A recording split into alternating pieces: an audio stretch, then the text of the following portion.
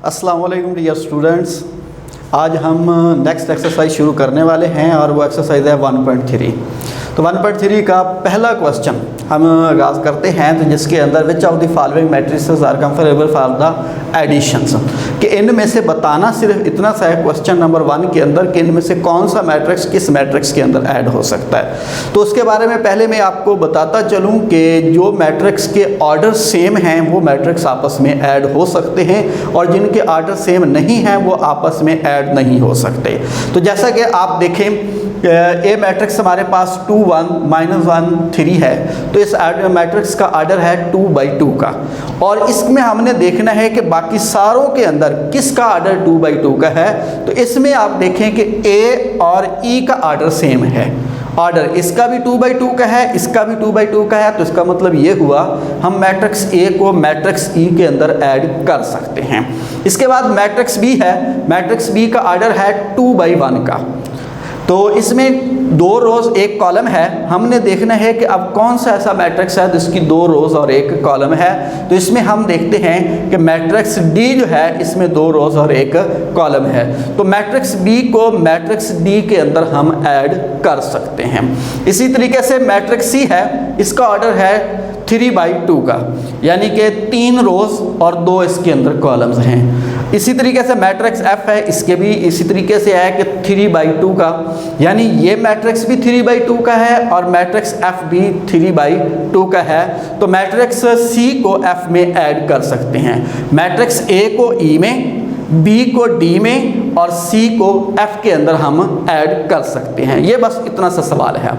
आगे है हमारे पास question number 2, find the additive inverse of the following matrices, कि एडिटिव इनवर्स को कैसे मालूम किया जाता है। एडिटिव इनवर्स मालूम करने का सिंपल सा तरीका ये है, जो मैट्रिक्स भी आपको दिया गया है उसकी आपने साइन चेंज कर देनी है। साइन चेंज करने से जो मैट्रिक्स हासिल होगा वो आपका एडिटिव इनवर्स कहलाएगा। मतलब ये है कि मैट्रिक्स का आपने नेगेटिव लेना है। अगर आप मैट्रिक्स का नेगेटिव लेते हो तो वो उसका एडिटिव इनवर्स कहलाएगा। जैसे कि पहला हमारे पास मैट्रिक्स है ए, मैट्रिक्स ए है जिसके अंदर 2 4 -2 1, तो इसका additive inverse of matrix is the negative matrix. उसका नेगेटिव ले लें, ऑटोमेटिकली उसका इनवर्स आ जाता है। तो हम इसका नेगेटिव लेते हैं, a = 2 4 -2 1 इज -a -2 4 -2 1। तो हम माइनस को अंदर इस मैट्रिक्स के मल्टीप्लाई करते हैं, -1 × 2 -1 × 4 -1 × -2 -1 × 1। जब हम इस मैट्रिक्स को यानी मैट्रिक्स को हमने नेगेटिव के साथ मल्टीप्लाई किया तो हमारे पास जो मैट्रिक्स नया हासिल हुआ वो है हमारे पास -2 -4 2 और -1। अब ये मैट्रिक्स -a जो है ये एडिटिव इनवर्स है मैट्रिक्स a का। सिंपली आपने इनको माइनस कर देना है, यानी कि मैट्रिक्स का नेगेटिव मालूम करें, आपके पास उसका एडिटिव इनवर्स आ गया। इसी तरीके से question number 2 same as it ऐसे ही हल होगा। आगे इसके जितने भी क्वेश्चन है, सी ऐसे ही हल होगा, इसका डी ऐसे ही हल होगा, ई भी ऐसे ही हल होगा, एफ भी ऐसे ही क्वेश्चन हल होगा। अब है क्वेश्चन नंबर 3 हमारे पास। क्वेश्चन नंबर 3 शॉर्ट क्वेश्चन के हिसाब से बहुत अहम सवाल है। क्वेश्चन नंबर 3 के अंदर हमें मैट्रिक्स ए बी सी और डी दिए गए हैं। 3 मैट्रिक्स ए बी सी और डी दिए गए हैं। नीचे इनके मुतल्लिक कुछ सवाल पूछे गए हैं और उन सवालों को हमने सॉल्व करके देना है।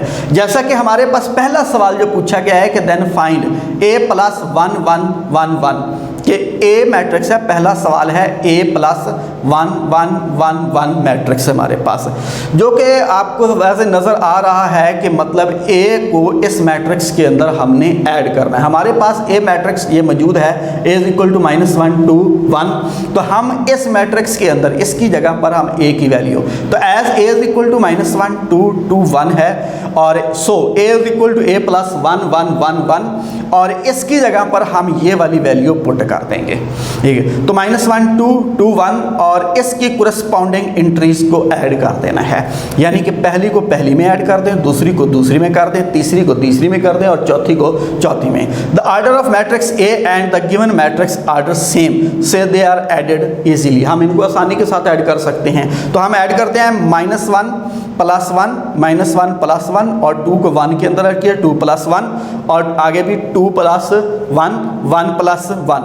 अब हम इनको ऐड करते हैं तो -1 + 1 0, 2 + 1 3, 2 + 1 3, 1 + 1 2 के आज लगता है। तो ये हमारा पहला सवाल हो जाएगा a + 1 1 1 1 और इसको हम इसके अंदर जब ऐड करते हैं यानी कि a को इसके अंदर ऐड करना है। इसी तरीके से हमें दिए जाएंगे b का, तो b का भी इसी तरीके से आपको ऐड करना है, b की जो वैल्यू है इसके अंदर बस पुट करनी है। c को भी इसी तरीके से हल करना है, ठीक है। इसी तरीके से क्वेश्चन नंबर आपको d दिया गया है, सेम ऐसे ही ये हल होंगे। उसके बाद है हमारे पास 2a, क्वेश्चन पूछा गया है कि 2a फाइंड करें। 2a का मतलब यह है कि 2 को मैट्रिक्स a के साथ सिंपल मल्टीप्लाई किया गया है। तो हमारे पास मैट्रिक्स a जो है a = -1 2 2 1 है। तो आपने इसको मल्टीप्लाई करना है 2a, दोनों साइडों पे, इस साइड पे भी 2 लिखें, इस साइड पे भी इसके 2 लिखें। तो 2a = 2 × -1 2 2 2 1। 2 को अंदर मल्टीप्लाई किया, 2 × -1 2 × 2 2 × 2 2 × 1। इनको मल्टीप्लाई करने पे हमारे पास आंसर आया -2 4 4 और 2। तो ये हमारे पास आंसर आ जाएगा 2a। मतलब सिंपल किसी भी वैल्यू को स्केलर प्रोडक्ट के तौर पे हमने मल्टीप्लाई करना होता है। तो ऐसे ही ये वाले अगले सवाल आपके हल होंगे। क्वेश्चन नंबर b जो है इसमें -1 को मल्टीप्लाई करना है। अगले सवाल के अंदर -2 को c से मल्टीप्लाई करना है। अगले सवाल में d को मल्टीप्लाई अंदर करना है, यानी d की वैल्यू को 3 से मल्टीप्लाई करना है, 3d हमने फाइंड करना है। तो इसको मैं थोड़ा एक्सप्लेन करता जाता हूँ कि 3d = 3 1 2 -1 0 2 है। तो 3 को 1 by 1 हर एंट्री के साथ अंदर मल्टीप्लाई करते जाएं। 3 × 1 3 × 2 3 × 3 3 × -1 3 × 0 3 × 2। तो 3 को किया 3 6 9 -3 0 6। सिंपली आपको एक सादा सी स्केलर मल्टीप्लाइकेशन करनी है।